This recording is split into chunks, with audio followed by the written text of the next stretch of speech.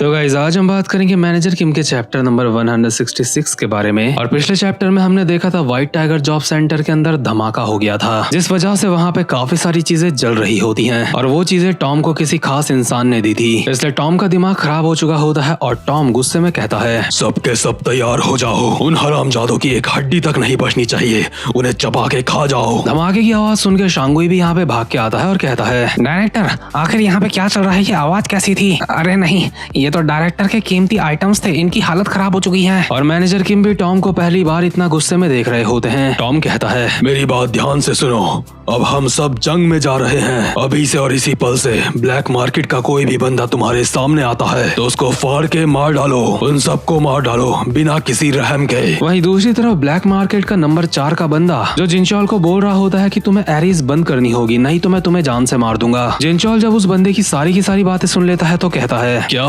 तुम बंद करने की बात कर रहे हो? एच यानी कि नंबर 4 का बंदा ब्लैक मार्केट का वो कहता है, हाँ, और उम्मीद करता हूँ अब तक तुम मेरी बात समझ चुके होंगे। ठीक है, अगर तुम्हें समझ आ चुका है कि तुम कैसी मुसीबत में फंस चुके हो तो मैं यहाँ से चलता हूँ, मुझे बस इतना ही कहना था। नहीं, एक मिनट रुक जा, तू यहाँ पे बंद करने की बात कर रहा है, लेकिन किसको? मुझे पूरा यकीन है तू ये तो नहीं कहना चाहता है कि हमें एरीज बंद करनी है। अब मेरी बात ध्यान से सुन, तेरे ऊपर सिर्फ एक बार दया खा रहा हूँ, इसलिए कहता हूँ चुपचाप से जो पूरा का पूरा ब्लैक मार्केट है उसे बंद कर दे, और इस काम के लिए मैं तुझे 24 घंटे देता हूँ। क्या आखिर तुम ये क्या बोल रहे हो? तू चाहे कोई भी हो, लेकिन एरीज साउथ कोरिया की सरकार के अंडर आती है। आखिर तेरी हिम्मत कैसे हुई एक अंडरग्राउंड ऑर्गेनाइजेशन होने के बावजूद भी एक नेशनल ऑर्गेनाइजेशन को चैलेंज करने की? क्या तू सच में साउथ कोरिया को कम समझता है? एच कहता है, तो तुम इस तरह से इन चीजों को करना चाहते हो? हाँ, चीजें होंगी तो ऐसे ही। तो अब बता तू इस बारे में क्या करने वाला है? 24 घंटे के अंदर मुझे ब्लैक मार्केट बंद चाहिए। ठीक है, मैंने एरीज का जवाब सुन लिया है, तो ये लो मेरा जवाब हरामखोरों। एच अभी इन सब के ऊपर गोलियां मारने वाला होता है, लेकिन इतने में ही एल्बर्ट आके एक सेकंड के अंदर ही उसकी गन के परखच्चे खोल के रख देता है और उसकी गन के पार्ट्स हवा में उड़ रहे होते हैं। और एल्बर्ट किम की यही खासियत है, वो किसी भी हथियार को बहुत ही जल्दी खोल भी सकता है और जोड़ भी सकता है। एच की गन खोलने के बाद एल्बर्ट कहता है, दूसरी बार मैं चूकूंगा नहीं। क्यों एलिसा, मैंने सही कहा ना? जो गन पार्ट्स अभी हवा में उड़ रहे होते हैं, एलिसा हवा से ही उनको पकड़ के गन को आपस में जोड़ देती है। गन को पूरी तरीके से तैयार करके लोड करके एच के माथे में लगा देती है और कहती है, अब मेरी बात सुन, तुझे खुद को खुशनसीब समझना चाहिए कि इतना सब कुछ करने के बावजूद भी हम तुझे जिंदा जाने दे रहे हैं। जरा देखो तो यहाँ पे ये क्या हो रहा है। लगता है तेरे अब तक बात समझ नहीं आई है। मेरी खासियत स्नाइपिंग करना है और साथ में मैं एक असासिन भी हूँ। और क्या तुझे इस बात का मतलब पता है कि तू कौन सी मुसीबत में है? क्योंकि पहले तूने मेरे ऊपर गन तानी थी, इसलिए मुझे लगता है अब मेरी बारी है। तो अब बता कैसा लग रहा है? दोनों के दोनों मेरी बात कान खोल के सुनो। पर इतने में ही एच के साथ का हट्टा कट्टा बंदा एलिसा का हाथ पकड़ लेता है। एलिसा सोच रही होती है कि ये गधा है क्या, यहाँ पे इनकी मरने की हालत है और ये इसको कुछ पता ही नहीं। इसलिए एलिसा कहती है, लगता है तेरे दोस्त को इस बात का अंदाजा नहीं हुआ है कि तुम कैसी मुसीबत में फंसे हो। लेकिन एच अपने साथ के बंदे को कहता है, J2 बस बहुत हुआ, उसे छोड़ दो, अभी हमें यहाँ पे ये सब कुछ करने की कोई जरूरत नहीं है। वैसे भी जंग तो शुरू हो चुकी है ना? अब पता नहीं एरीज के इस फैसले को मैं उनकी शान कहूँ या फिर उनकी बेवकूफी कहूँ। इसके बाद एच किसी को फोन मिलाता है और कहता है, हाँ मैं एच बोल रहा हूँ, कोड 0 को एक्टिवेट कर दो। Alright then, take care. Taeyang कहता है, क्या?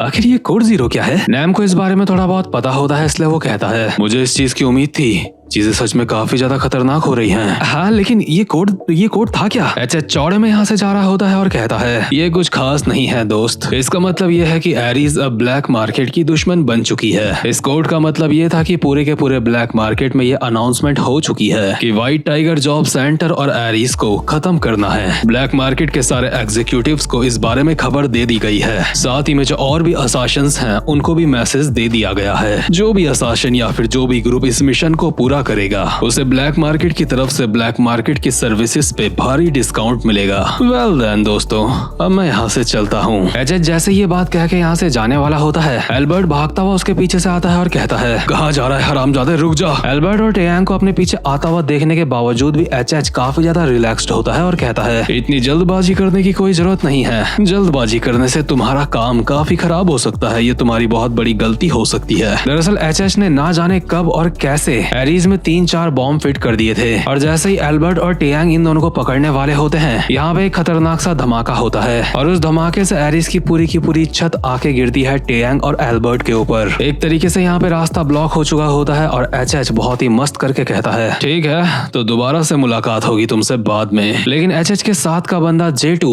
ये बंदा एक अलग ही लेवल की भसड़ लगता है। J2 के चेहरे में कोई रिएक्शन नहीं होते और वो कहता है, एच मुझे मेरी टीम से मैसेज मिला है, हमारी टीम ने वहाँ पे भी जंग का ऐलान कर दिया है, जिस वजह से व्हाइट टाइगर का डायरेक्टर काफी ज्यादा नाराज है। ठीक है, टीम को मेरी तरफ से थैंक्स कहना, उन लोगों ने सच में वहाँ पे काफी अच्छा काम किया है। लेकिन एच मेरा तुमसे एक सवाल है, आखिर हम ये सब कुछ क्यों कर रहे हैं? चाहे व्हाइट टाइगर जॉब सेंटर हो या फिर एरीज हो, हम उन्हें सीधे सीधे खत्म क्यों नहीं कर देते? मतलब J2 एक तरीके से सजेशन दे रहा होता है कि वापस चल के उनको अभी खत्म कर देते हैं ना। और इस चीज से तुम J2 के अंदर के कॉन्फिडेंस का अंदाजा लगा सकते हो। लेकिन J2 की बात का जवाब देते हुए एच कहता है, J2 मैं तुम्हें बता चुका हूँ ना, ये एक जंग है और एक जंग में सबसे ज्यादा जरूरी बात होती है स्ट्रेटजी। हम लोग पहले बुरी तरीके से उनके ऊपर प्रेशर बनाएंगे, जिस वजह से उनकी हालत काफी ज्यादा खराब हो जाएगी। उसके बाद उनके पास कोई भी रास्ता नहीं बचेगा। खास करके व्हाइट टाइगर जॉब सेंटर और एरिस जैसी जो ऑर्गेनाइजेशन होती है, जिनमें बहुत ताकतवर लोग भी मौजूद होते हैं, तो वहाँ पे ऐसे लोग इतनी आसानी से हार नहीं मानते हैं। इसलिए हमें धीरे धीरे करके अपना सिकंजा उनके ऊपर कसना होगा और उनकी हालत खराब करनी होगी। J2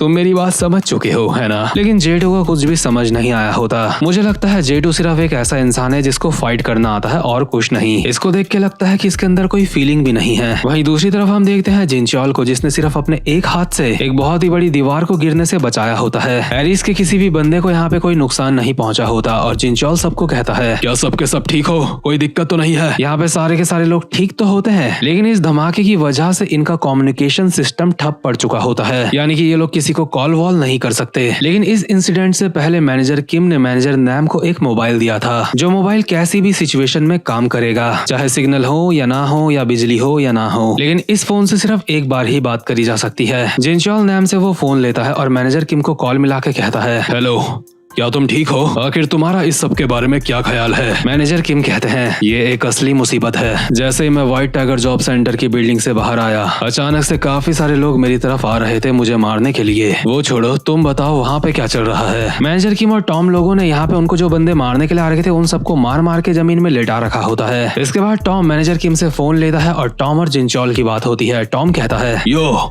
भद्दे हरामखोर कैसा है? तू मुझसे ज्यादा भद्दा है। आखिर तू ये क्या बोल रहा है? मैं बहुत ही ज्यादा हैंडसम इंसान हूँ। क्या हैंडसम से तुम्हारा मतलब कहीं पागल तो नहीं है? तो चीजों का मतलब सच में काफी अच्छी तरीके से बदलता है। क्या तू मरना चाहता है? हा हा हा। वैसे वो सब छोड़, मैंने सुना है कि तेरे ऊपर हमला हुआ है। हाँ, यकीन नहीं होता, ऐसा हमारे साथ पहले कभी नहीं हुआ। लेकिन तेरे ऊपर तो हमला हुआ होगा है ना? जब एक औरत ने तेरे प्यार को ठुकराया था, तेरे दिल पे उस वक्त हमला हुआ होगा। मैनेजर किम अभी अपने मन में बोलते हैं, चीजें यहाँ पे बिल्कुल क्लियर हो चुकी हैं। दुश्मन का दुश्मन दोस्त होता है। और इस वक्त मैं ये जानना चाहता हूँ, एरीज और व्हाइट टाइगर जॉब सेंटर का जो कॉम्बिनेशन है, आखिर पूरी दुनिया में ऐसा कौन हो सकता है जो उसको रोकने की हिम्मत भी कर सकता है? क्या वो पेंग योन चोई हो सकते हैं, या डैनियल बेक, या फिर वुचुल नैम? अभी कोई ऐसा नहीं है जो इस कॉम्बिनेशन को रोक सकता है। एक तरीके से जिनचॉल और टॉम के बीच में यहाँ पे कंपटीशन हो चुका होता है। ये दोनों एक दूसरे को बोल रहे होते हैं कि तू आराम से सो जा, हम देख लेंगे। ब्लैक मार्केट को हम 24 घंटे में बंद करवा देंगे, तुम लोग आराम से सो जाओ। लेकिन सच्चाई ये होती है कि ये दोनों साथ में मिलकर अब ब्लैक मार्केट को रोकने वाले हैं और इसी के साथ ब्लैक मार्केट को बंद करने वाला 24 घंटे का टाइमर स्टार्ट हो चुका होता है। टाइमर स्टार्ट होते ही